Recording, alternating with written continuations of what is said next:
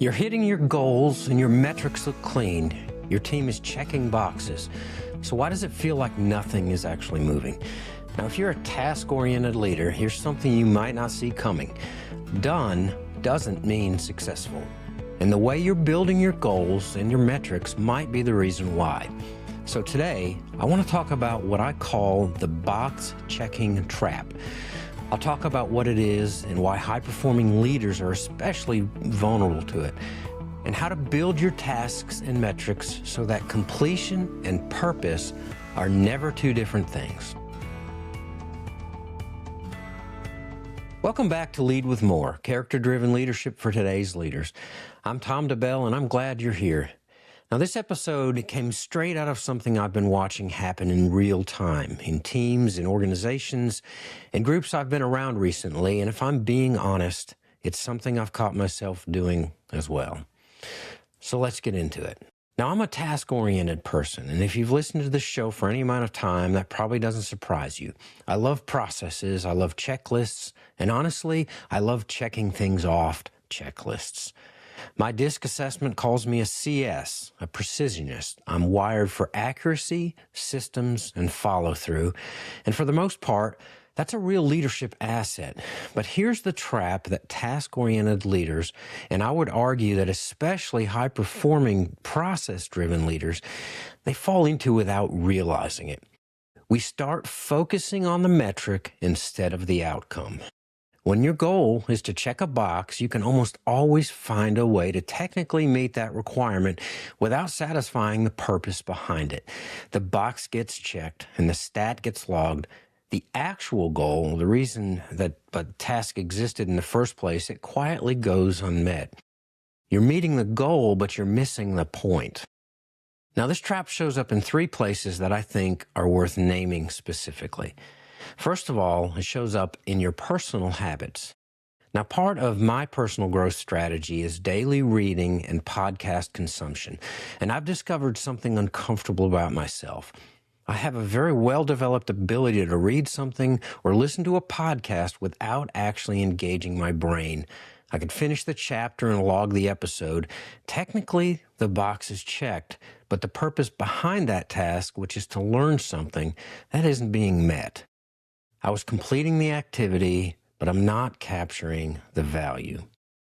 Now, second, it shows up in team tasks and accountability structures. This is where it gets more costly.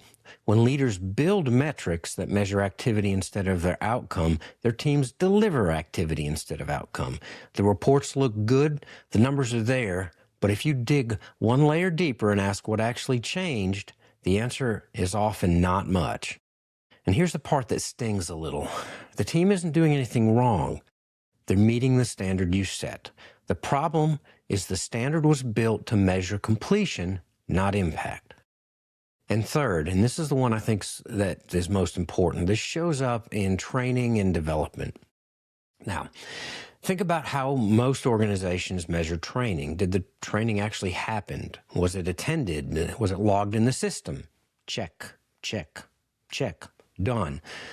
But training that gets held, logged, and marked complete and transfers no actual learning didn't accomplish anything. It satisfied a compliance requirement, and that's it. This is exactly why coaching exists. Training delivers the information. The coaching brings application. And leaders who only measure whether the training happened will never close the gap between what their people know and what their people actually do. Okay, so why do smart and capable high-performing leaders fall into this trap? Is it laziness or lack of care? I don't really think so. I think it's a design problem. When we build tasks and metrics, we usually start with the activity. You make it actionable. What needs to happen? We measure completion of that activity. What we often skip is explicitly defining the purpose behind the activity and then building that purpose into the requirement itself. When the purpose isn't baked into the metric, completion and purpose become two separate things. And task-oriented leaders, the ones most committed to getting things done, will optimize for whatever the metric actually measures. If the metric measures completion, they'll deliver completion, and you can't fault them for that. The fix isn't to work harder or care more. The fix is to build a better metric. Now, here's what I've started doing and what I encourage you to do, and I call it purpose-first metric design. Before you define the task or metric, you define the purpose.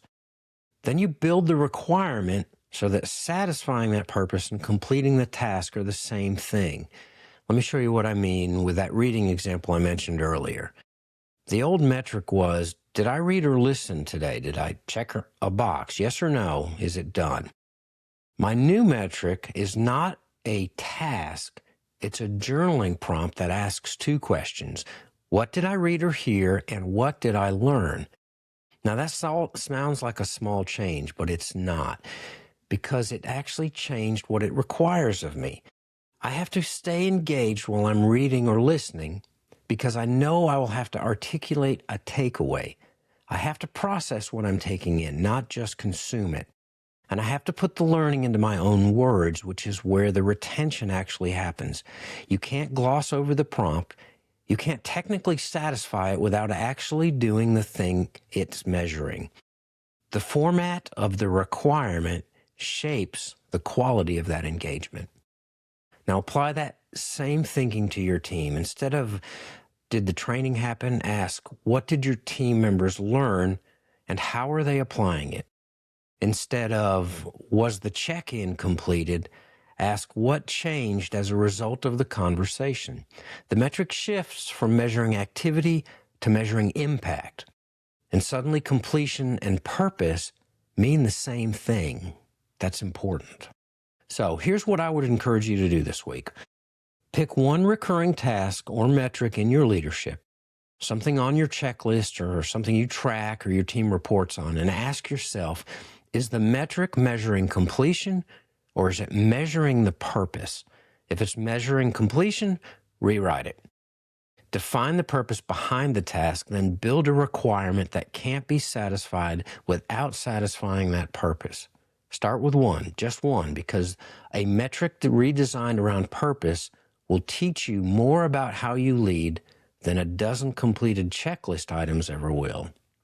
The goal was never the goal. The purpose behind it was. When you build that purpose into your metrics from the start, for yourself and for your team, done and successful finally mean the same thing. That's what it looks like to lead with more. Now, if this idea resonates with you, share it with a leader who needs to hear it. And I would encourage you to like and subscribe because it really helps this channel. I know this was short, but I wanted to get this message out. So until next time, keep leading with more.